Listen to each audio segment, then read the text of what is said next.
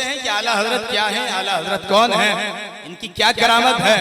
मैंने कहा आला हजरत की करामत सबसे बड़ी यह है कि 8 घंटे के अंदर बुखार की हालत में आपने 71 अहदीस पाक, 147 आयत मुबारका और 143 कई कुतुब के हवाले देकर जिस किताब को आपने तहरीर फरमाया मक्का मुकर्रमा के अंदर, वो अद-दौलतुल मक्किया बिल मादतिल गैबिया लिखकर बता दिया कि वादी रज़ा की है, कोई हिमालय रज़ा का है, जिस सिमत देखिए वाला का रज़ा का है। बोले सुभान अल्लाह।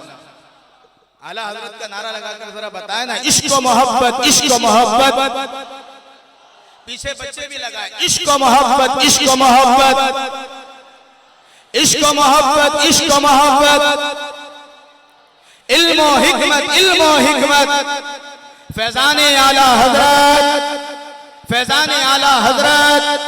क्योंकि आला हजरत ने ही हमें बताया है कि हश्र तक डालेंगे हम पैदाइश से मौला की धूम, मिस्ले फारस नजद के कलाई गिराते जाएंगे और खाक हो जाए अदू जलकर हम तो रजा, दम में जब तक दम है।